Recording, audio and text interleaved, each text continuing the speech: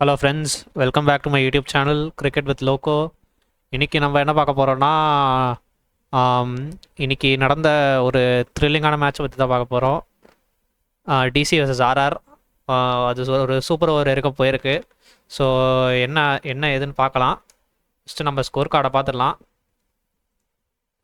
Score card நீங்களே பார்க்குறீங்க. DC வந்து 188, ஆர்ஆரும் வந்து 20 ஓவர்ஸில் வந்து 188 அடிப்பாங்க. அதுக்கப்புறம் வந்து சூப்பர் ஓவருக்கு போகும். சூப்பர் ஓவர் போயிட்டு கடைசியில் மிச்சல் ஸ்டார்க் தான் வந்து சூப்பர் ஓவர் போடுவார். சூப்பராக போட்டிருப்பார். அவர் தான் பிளேயர் ஆஃப் த மேட்சும் கூட, ஏன்னா நல்லா போட்டிருப்பார் டெத்தில். அதுக்கப்புறம் சூப்பர் ஓவரில் வந்து 11 ரன்ஸ் கொடுப்பாரு. 2 விக்கெட்ஸ் எடுத்துருவாங்க. சூப்பர் ஓவரில் 11 ரன்ஸ் கொடுத்துருவாங்க. 11 ரன்ஸை ஈஸியாக சேஸ் பண்ணி முடிச்சிருவாங்க டெல்லி கேபிட்டல்ஸ். ஸோ அதுதான் ப்ரீஃபான இது. ஸோ நம்ம மேட்ச் அனாலிசிஸ் பார்த்துடலாம். இப்போது பார்த்தீங்கன்னா, இது வந்து பார்த்தீங்கன்னா அருண்ஜேட்லி ஸ்டேடியமோட டைமென்ஷன்ஸ் நீங்களே பாருங்கள். இது ரொம்ப சின்ன கிரவுண்டு. 68, 64, 65, 65 எல்லாம் அந்த 60s தான் இருக்குது. ஸோ நீங்கள் நினைப்பீங்க இது வந்து ஒரு நல்லா பேட்டிங் ஈஸியாக அடிக்கலாம், 6 எல்லாம் அடிக்கலாம் அப்படின்னு நினைப்பீங்க. ஆனால் அங்கே தான் ட்விஸ்ட்டே. ஏன்னா பிட்ச் வந்து கொஞ்சம் ஸ்லோவர் சைடில் தான் இருந்தது இந்த வாட்டி. நீங்களே வந்து நடுவில் மேட்ச் பார்த்துருப்பீங்க. லைக் டெல்லி கேபிட்டல்ஸோட பேட்ஸ்மேன்லாம் வந்து கொஞ்சம் ஸ்ட்ரகிள் பண்ணுவாங்க. லைக் இன்டு த விக்கெட் போடும்போது கொஞ்சம் ஸ்ட்ரகிள் பண்ணியிருப்பாங்க. அது ஏன்னா பால் வந்து நின்று தான் வந்தது. நீங்கள் சந்தீப் சர்மாவோட லாஸ்ட் ஓவர் பார்த்தீங்கன்னா கூட வந்து அவர் வந்து நிறைய ஒயிட்ஸ்லாம் போடுவார். ஒயிட்ஸ் போட்டு ஒரு நோ பால் போடுவார். அதுக்கப்புறமா வந்து ஒரு லாஸ்ட் 3 பால்ஸ் வந்து அவர் வந்து இன்டு த விக்கெட் போட்டு ஒரு 3 ரன்ஸ் தான் கொடுப்பாரு. அதுதான் வந்து அதில் தான் வந்து லைக் தெரிஞ்சுதே இது வந்து கொஞ்சம் ஸ்லோவான விக்கெட்டுன்ட்டு. அண்டு அதை வந்து கொஞ்சம் யூஸ் பண்ணாங்க டெல்லி கேபிட்டல்ஸ் அவங்க பவுலிங்கில். ஆனாலும் வந்து அது ஒர்க் ஆகலை சரியா. ஏன்னா கொஞ்சம் ஆர்ஆர் வந்து கொஞ்சம் அட்டாக்கிங்காக ஆடி இருந்தாங்க. நீங்கள் நிதிஷ் ராணா பார்த்துருந்தீங்கன்னா வந்து அவர் கொஞ்சம் ஸ்பின்னர்ஸ் எல்லாம் கொஞ்சம் அட்டாக் பண்ணார். அதனால தான் வந்து கொஞ்சம் அவங்களால வந்து 188 டை பண்ண முடிஞ்சுது. ஸோ அதுதான். ப்ளஸ் அவங்க வந்து விக்கெட்ஸும் விடலை பவர் பிளேயில். என்னாச்சுன்னா சஞ்சு சாம்சனுக்கு வந்து ஒரு இன்ஜுரி ஆகிடுச்சு. ஏதோ இடுப்பு பிடிச்சிக்கிடுச்சின்னு நினைக்கிறேன். அது என்னன்னு சரியாக தெரில.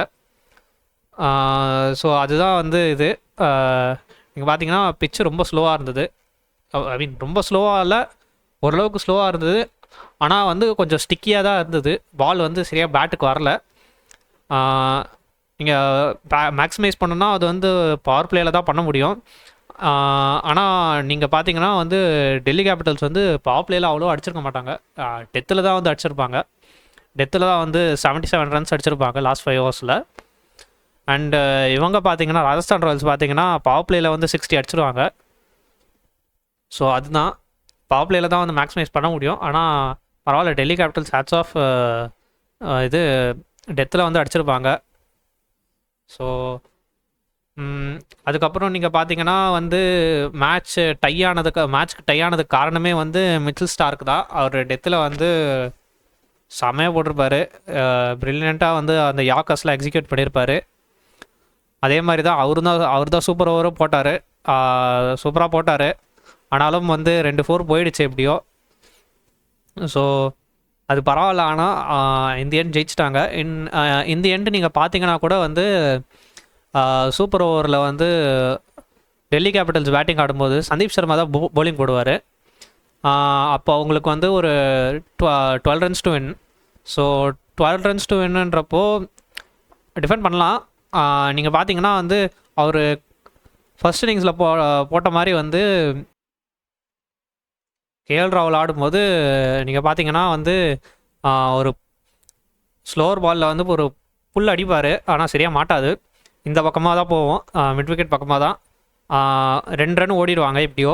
ஸோ அதுக்கப்புறம் வந்து திரும்பி கேஎல் ராகுல் ஸ்ட்ரைக்கில் இருக்கும்போது அவருக்கு தெரிஞ்சிருச்சு இவர் வந்து slower ball into the wicket தான் போட போகிறாரு அப்படின்ட்டு. ஏன்னா பிச்சு ஸ்லோவாக இருக்கிறதுனால வந்து ஸோ இவர் திரும்பி அதை தான் ட்ரை பண்ணுவார் அப்படின்னு நினச்சி ஆன்டிசிபேட் பண்ணி அவர் கொஞ்சம் விலகி போனார். செகண்ட் பாலில் கொஞ்சம் விலகி போய் ஒரு அப்பர் கட் மாதிரி அடிப்பார். இதோ இந்த டேரக்ஷனில் போவோம், தேர்ட் மேன் டேரக்ஷனில் ஒரு ஃபோர் போவோம். ஆல்மோஸ்ட் 6 போயிடும் ஆக்சுவலாக, ஏன்னா சின்ன பவுண்ட்ரி தான்.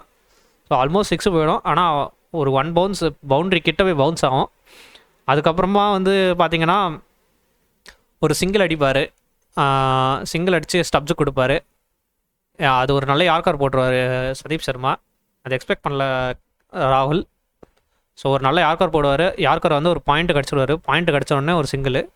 அதுக்கப்புறமா ஸ்டப்ஸும் வந்து அதே தான் எக்ஸ்பெக்ட் பண்ணார், இன்டு த விக்கெட் போடுவார் அப்படின்ட்டு. அவரும் அதுக்கேற்ற மாதிரியே வந்து இன்டு த விக்கெட் தான் போட்டார். போட்ட உடனே அவர் வந்து பார்த்துட்டாரு, வெயிட் பண்ணி வந்து இழுத்து மிட் விக்கெட் மேலே ஒரு 6 அடிச்சிட்டாரு. அதுக்கப்புறம் வந்து வின் ஆகிட்டாங்க நம்ம டெல்லி கேபிட்டல்ஸ். ஸோ இப்போது டெல்லி கேபிட்டல்ஸ் தான் வந்து எனக்கு தெரிஞ்சு டாப் ஆஃப் த டேபிள்னு நினைக்கிறேன். இப்போ 10 பாயிண்ட்ஸ் எடுத்துட்டாங்க. So good win by Delhi Capitals. ஏன்னா இந்த மாதிரி க்ளோஸான கேம் வந்து பார்த்து ரொம்ப நாள் ஆகுது. ரொம்ப நாள் கழித்து ஒரு சூப்பர் ஓவர் வேறு வந்திருக்கு. So nice to C competitive cricket again. சரி, ஓகே, தேங்க்யூ. இதுக்கப்புறம் வந்து நம்ம டேபிள் பார்க்கலாம். இருங்க ஒரு நிமிஷம். ஐபிஎல் 2025 ஒன்று ஆடு டேபிள். டெல்லி கேபிட்டல்ஸ் இங்கே பார்த்தீங்கன்னா P1 பொசிஷன் 1ல் இருக்காங்க. ஃபர்ஸ்ட் பொசிஷனில் 6 மேட்சஸ் 5 வின்ஸ், ஒரே ஒரு லாஸு மும்பை இந்தியன்ஸ் கூட. அது லூஸ் பண்ணியிருக்கக்கூடாது ஆக்சுவலாக, அவங்களே த்ரோ பண்ணது தான் அது. ஸோ அதுக்கப்புறம் வேறு ராஜஸ்தான் ராயல்ஸ் வந்து எயித்து பொசிஷனில் இருக்காங்க. 7 கேம்ஸ் 2 வின்ஸ் தான் அவங்க. 5 லாஸஸ் 4 பாயிண்ட்ஸில் தான் இருக்காங்க. ஓகே, ஸோ அதுதான் இன்றைக்கி வந்து கொஞ்சம் ஸ்டிக்கியான விக்கெட்டுன்றதுனால ஆக்சுவலாக ஃபெரோஷா அருண் ஜேட்லி ஸ்டேடியமில் வந்து அது கொஞ்சம் லோ ஸ்கோர்னு சொல்ல முடியாது, அது நல்ல ஸ்கோர் தான். ஆனால் அருண் ஜேட்லி ஸ்டேடியம் பொறுத்த வரைக்கும் அது வந்து கொஞ்சம் லோ ஸ்கோர் தான். ஏன்னா 189ன்றது வந்து 200 மேலே அடிச்சிருக்கலாம் ஆக்சுவலாக. அவங்க வந்து பவர் பிளே கொஞ்சம் யூஸ் பண்ணியிருந்தா, அதுதான் எனக்கு தெரிஞ்சு. Okay, that's it for today. Thank you. Will see in the next video. இந்த வீடியோ பிடிச்சிருந்தா லைக் பண்ணுங்கள். அதே மாதிரி மறக்காமல் சேனலை சப்ஸ்கிரைப் பண்ணுங்கள். இதே மாதிரி டெய்லி வீடியோஸ் போஸ்ட் பண்ணுவேன். தேங்க்யூ.